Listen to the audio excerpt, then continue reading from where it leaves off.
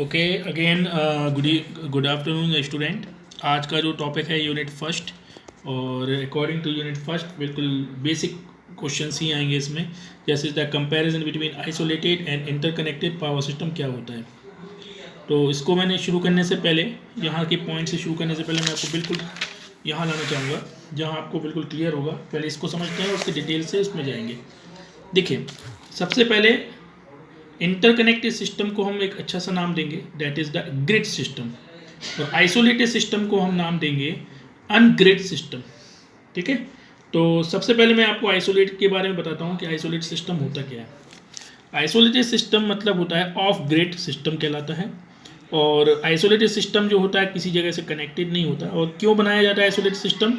ऐसी जगह पे जहाँ पे सप्लाई नहीं पहुँच पा रही है। मतलब जहाँ हम आज भी ऐसी जगह हैं जहाँ पे हम अपने मेन पावर सिस्टम से सप्लाई नहीं दे पा रहे हैं, that is the isolated grid.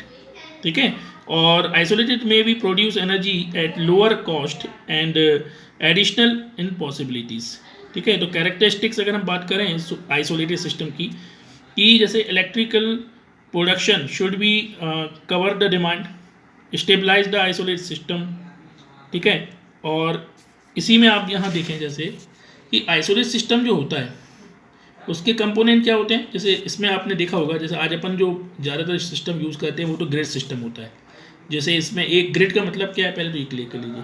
Grid मतलब बहुत सारे जनरेटिंग स्टेशन एक दूसरे से जुड़े हों, पूरा उसे हम ग्रिड कहते हैं। और सारे ग्रिडों से मिलकर नेशनल ग्रिड बनता है।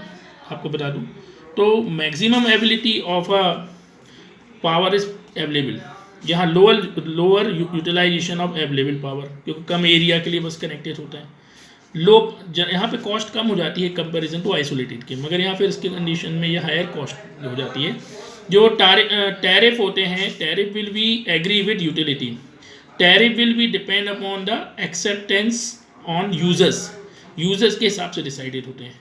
और यहाँ जो कंपोनेंट होते हैं, यहाँ हमें क्या होना चाहिए, एक सिंक्रोनाइजिंग इक्विपमेंट्स होने चाहिए। और यहाँ क्या होता है, component to be enable to reaction on fast, एकदम फास्ट नहीं कर सकते इस चीज़ के लिए। और एक बहुत बड़ी बात जो आपको ध्यान देने वाली बात है कि फुल ऑटोमेटिक कंट्रोल होता है, यहाँ मैनुअली ऑपरेटेड होते हैं, क्योंकि छोटे एरिया के लिए करना है, छोटा अपॉर्चुनिटी भी छोटी होती है।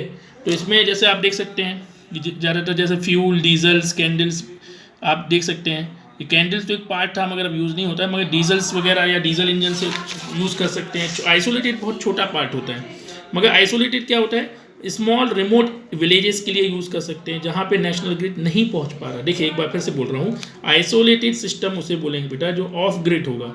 ऑफ ग्रिड मतलब जहाँ ऐसे विलेज जहाँ पर नेशनल ग्रिड नहीं पहुँच पा रहे। ठीक है, तो अब जैसे मैं अगर बात करूँ ग्रिड सिस्टम की, आप देख सकते हैं जो ग्रिड सिस्टम होता है, grid can be absorb all produce energy, make it available, and faulty equipment cause blackout.